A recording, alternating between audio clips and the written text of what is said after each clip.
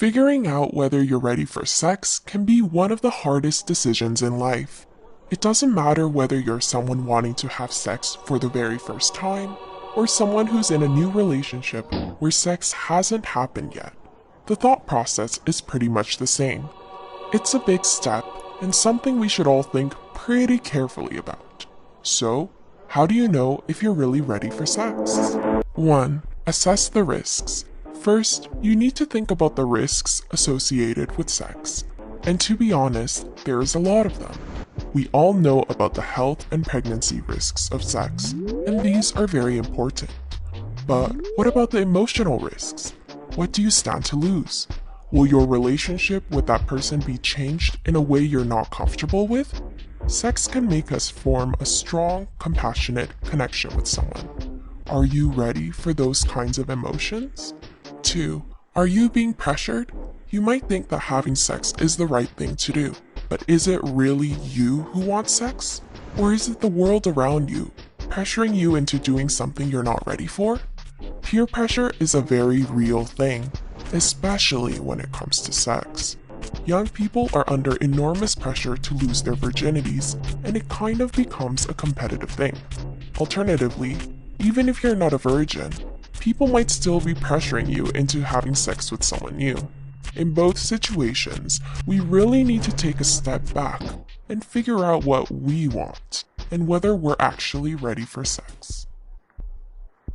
3. Do you know where you stand in your relationship? This one is huge. Sex can change a relationship in pretty drastic ways, so it's important to know where you stand. Is it a serious relationship? Or are you two more friends than lovers? You need to make sure that both you and your partner are on the same page. If one person ends up falling in love and the other isn't feeling it, it can lead to serious emotional and psychological distress. And if you two are friends with benefits, ask yourself if you're willing to lose that person as a friend. Because believe us, it can happen. 4. Your genes might actually determine when you lose your virginity. Let's take a break from all the deep, heavy emotional stuff for some science coolness. Yes, we're talking about figuring out when you're ready for sex. But what if it's determined by your genes? That's right. Researchers at Cambridge University found that genetics might determine about 25% of the differences between when people lose their virginity. So what this means is that losing our virginity is something we can't rush, even if we want to. We have to wait for our bodies to be biologically prepared. And for some, hormones don't start firing until later in life, simply because of the genetics we were born with. 5. Think about your past experiences. Sometimes the best way to come to a decision is to look into the past. What do your past experiences tell you? Learning from past relationships is a natural part of developing and maturing as an individual. And the mistakes we make in the past can help us improve our future romances. Did you have sex too early in past relationships? Maybe you felt like you could have had sex sooner in your last relationship. Perhaps you felt like you should have had a discussion with your partner before taking that next step.